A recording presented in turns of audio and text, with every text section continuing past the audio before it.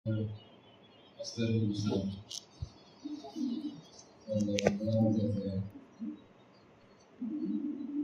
28ാമത്തെ വാക്യം, 28ാമത്തെ വാക്യം. ഈ ദിവസങ്ങൾ തലമുറയായി സകല വംശങ്ങളിലും സംസ്ഥാനങ്ങളിലും പട്ടണങ്ങളിലും ഓർക്കത്തക്കവണ്ണം ഈ പുതിയ ദിവസങ്ങൾ യഹൂദന്മാരുടെ മധ്യയിൽ നിന്ന് ഒഴിഞ്ഞു പോവുകയോ അവരുടെ ഓർമ്മ തങ്ങളുടെ സന്തതിയിൽ നിന്ന് വിട്ടുപോവുകയോ ചെയ്യാത്ത പ്രകാരം തങ്ങൾക്കും സന്തതികൾക്കും അവരോട് ചേരുവാനും എല്ലാവർക്കും ചട്ടമായി കൈക്കൊണ്ടു. ഈ വേദഭാഗം നമുക്ക് വളരെ സുപരിചിതമായ ഒരു വേദഭാഗമാണ്. ഒരു പ്രത്യേക ദിവസത്തെക്കുറിച്ചാണ് ഇവിടെ പറയുന്നത്. പൂരീം ദിവസങ്ങൾ എന്ന് പറയുന്ന ആ ദിവസത്തെക്കുറിച്ചാണ് പറയുന്നത്. ഈ ദിവസത്തിൻ്റെ പ്രത്യേകത എന്താണെന്ന് അറിയാമെങ്കിൽ ഈ പുസ്തകം തന്നെ, എസ്തേറിന്റെ പുസ്തകം തന്നെ 3-ാമത്തെ അധ്യായം അതിൽ 13-ാമത്തെ വാക്യത്തിലേക്ക് വരുമ്പോൾ അതിലൊരു പ്രത്യേകത നമുക്കവിടെ കാണാനായിട്ട് കഴിയുന്നുണ്ട്. 3-ാമത്തെ അധ്യായം അതിൽ 13-ാമത്തെ വാക്യത്തിൽ ആദാർ മാസമായ 12-ാം മാസം 13-ാം തീയതി തന്നെ സകല യഹൂദന്മാരെയും ആഹാരവൃതം കുഞ്ഞുങ്ങളെയും സ്ത്രീകളെയും കൂടെ നശിപ്പിച്ച് ഒന്നുകുടിക്കുകയും അവരുടെ വസ്തുവക കൊള്ളയടിക്കുകയും ചെയ്യണമെന്ന് രാജാവിൻ്റെ സകല സംസ്ഥാനങ്ങളിലേക്കും അഞ്ചൽക്കാർ വശം എടുത്ത് അയച്ചു. ഈ ഒരു കത്ത് എന്ന് പറയുന്നത് ഈ എസ്തേറിന്റെ പശ്ചാത്തലമാണ്. പുസ്തകത്തിന്റെ പശ്ചാത്തലം നമുക്കറിയാം.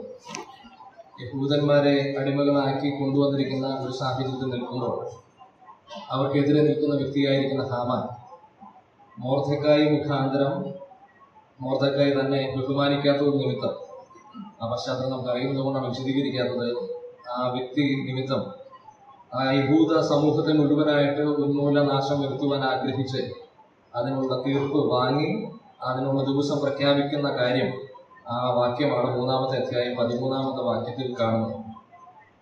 അതുകൊണ്ട് തന്നെ യഹൂദന്മാരെ സംബന്ധിച്ച് ആ ദിവസം ഏറ്റവും ഭയാനകമായ ദിവസമായിട്ടാണ് നിന്നിരുന്നത്. കാരണം തങ്ങൾ മരണപ്പെട്ടു പോകുവാനുള്ള സകല സാധ്യതകളും അവരുടെ നേരെ നിൽക്കുന്ന ഒരു സാഹചര്യമായിരുന്നു. മൊർദെഖായും അതിൽ തന്നെ തൂക്കപ്പെടുവാനായിട്ട് എല്ലാ നിലയിലും ഒരുക്കപ്പെട്ടു നിൽക്കുക. എന്നാൽ നമുക്കറിയുന്നത് പോലെ ഈ യഹൂദന്മാരെ ഒന്നുപിടിക്കുവാൻ ആഗ്രഹിച്ച ഈ ഹാമാൻ പ്രധാനമായിട്ടും മൊർദെഖായിയെ സംബന്ധിച്ച് ഒരു കഴുമരം തീർക്കുന്ന കാര്യമൊക്കെ നമ്മൾ ഈ പുസ്തകത്തിൽ തന്നെ കാണുന്നുണ്ട്. അതിൻ്റെ 7-ാമത്തെ അധ്യായത്തിലേക്ക് വരുമ്പോൾ നമ്മൾ കാണുന്നുണ്ട്.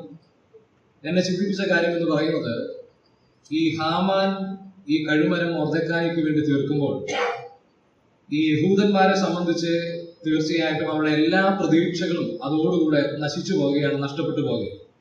അവർക്ക് ഇനി ഒരു പ്രതീക്ഷയ്ക്ക് വകുപ്പില്ലാതെ വണ്ണം അവരെ രക്ഷിപ്പാൻ പ്രാപ്തിയുള്ള ഒരു വ്യക്തി എന്ന് പറഞ്ഞാൽ ആ രാജഭൃത്യന്മാരിൽ ഒരുവനാണല്ലോ ഇദ്ദേഹം.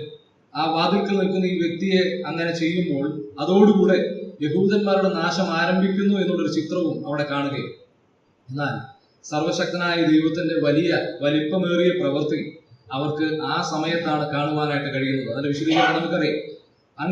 അങ്ങനെ ഇരിക്കുന്ന ആ പ്രത്യേക സന്ദർഭത്തിലാണ് യഹോവ തന്നെ ഇടപെട്ടിട്ട് ഈ മൊർദെഖായി ഹാമാൻ എന്ന വ്യക്തി കഴുമരം തീർത്ത് മൊർദെഖായി കൊല്ലുവാൻ ഉപയോഗിച്ച അല്ലെങ്കിൽ ഈ ചെയ്തു വെച്ച അതേ കഴുമരത്തിൽ തന്നെ ഹാമാനെ തൂക്കിക്കളയുന്ന വിധത്തിൽ മൊർദെഖായി സംരക്ഷിക്കുകയും യഹൂദ ജനത്തെ രക്ഷിക്കുകയും ചെയ്യുന്ന യഹോവയുടെ വലിയ പ്രവൃത്തിയെയാണ് നമുക്കിവിടെ കാണുവാനായിട്ട് കഴിയുന്നത്. എന്ന് പറഞ്ഞാൽ രക്ഷകനായിട്ട് തീരുന്ന ഒരു വ്യക്തിയായി ഈ മൊർദെഖായി തീരുന്നു. മൊർദെഖായി തൂക്കിക്കൊല്ലുവാൻ വിധിച്ച അല്ലെങ്കിൽ തൂക്കിക്കൊല്ലുവാനായിട്ട് ഉണ്ടാക്കി വെച്ച ആ കഴുമരത്തിൽ തന്റെ ശത്രുവായിരിക്കുന്ന ഹാമാൻ വിധിക്കപ്പെടുകയും അല്ലെങ്കിൽ കൊല്ലപ്പെടുകയും അവിടെ മരിക്കേണ്ടിയിരുന്ന മൊർദെഖായി അവിടെ നിന്ന് രക്ഷപ്പെട്ട് ആ രാജാവിനെ അംഗീകരിക്കപ്പെട്ട് ഏറ്റവും വലിയ വ്യക്തിയായിട്ട് മാറുന്ന കാഴ്ചയാണ് നാം അവസാനം വായിച്ച വാക്യത്തിൽ കൂടെ നമുക്ക് മനസ്സിലാക്കാൻ കഴിയുന്നത്. അങ്ങനെ യഹൂദന്മാർ രക്ഷപ്പെട്ട ആ ചരിത്രം എസ്തേർ മുഖാന്തരവും മൊർദെഖായി മുഖാന്തരവും രക്ഷപ്പെട്ടതുകൊണ്ട് ഇനി തങ്ങൾക്കെതിരെ നിന്ന ആളുകളെ മുഴുവൻ കൊല്ലുവാനുള്ള അധികാരം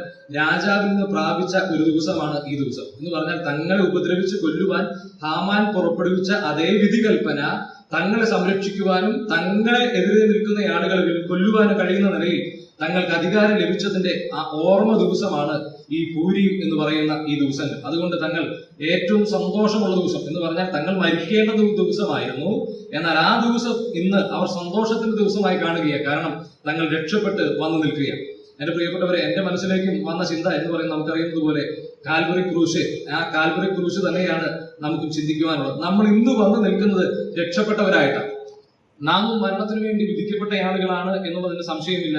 നാമും മരിക്കുവാൻ തീർച്ചയായിട്ടും നാം എബ്രായ ലേഖനത്തിൽ അങ്ങനെയാണല്ലോ വായിക്കുന്നത്, മരണഭീതി അടിമകളായിട്ട് നിൽക്കുന്നു. അല്ല, പാപം ചെയ്യുന്ന ദേഹി മരിക്കണം എന്ന് പറയുമ്പോൾ തീർച്ചയായും ശാരീരികം മാത്രമല്ല, എന്നേക്കും ദൈവത്തിൽ നിന്ന് വേർപെട്ട് അങ്ങനെ നിത്യമരണം അവകാശമായിട്ട് നിൽക്കുന്ന മനുഷ്യരായ നമ്മെ സംബന്ധിച്ച് ഈ ഒരു അവസ്ഥയെ മനസ്സിലാക്കുവാനായിട്ട് കഴിയും. എന്നാൽ എന്നെ ചിന്തിപ്പിച്ച കാര്യം, ഒരു രക്ഷകനായിരിക്കുന്ന മൊർദെഖായിയെ യഹോവയായ ദൈവം ആ കഴുമരത്തിൽ നിന്ന് വിടുവിച്ചതാണ് അവരുടെ രക്ഷയ്ക്ക് നിധാനമായിട്ട് തീർന്നതെങ്കിൽ, എന്റെ പ്രിയപ്പെട്ടവരെ, എന്നെ രക്ഷിപ്പാനായിട്ട് ദൈവം ആഗ്രഹിച്ചപ്പോൾ എനിക്ക് പകരമായി രക്ഷകനെ കഴുമരത്തിലേക്ക് നയിക്കുന്ന കാഴ്ചയാണ് കാൽവരി ക്രൂശ് നമ്മെ കാണിക്കുന്നത്. ഒരു സ്ഥലത്ത് ആ യഹോവ രക്ഷ നൽകുന്നത് അവരെ കഴുമരത്തിൽ നിന്ന്, മൊർദെഖായിയെ കഴുമരത്തിൽ നിന്ന് വിടുവിച്ചിട്ടാണെങ്കിൽ, എന്നെ സംബന്ധിച്ച് എന്റെ രക്ഷകനെ ആ കഴുമരത്തിൽ തൂക്കിയിട്ടാണ് ആ രക്ഷ എനിക്ക് സാധ്യമാക്കി തീർത്തത്. ഈ മൊർദെഖായിയുടെ രക്ഷ നമുക്കറിയാം, യഹൂദന്മാരെ സംബന്ധിച്ച് അത് കേവലമായ ചില കാലഘട്ടങ്ങൾക്കുള്ളതാണ്. പക്ഷെ നമ്മുടെ രക്ഷ നമുക്കറിയുന്നത് പോലെ അത് നിത്യമായ രക്ഷയാണ്.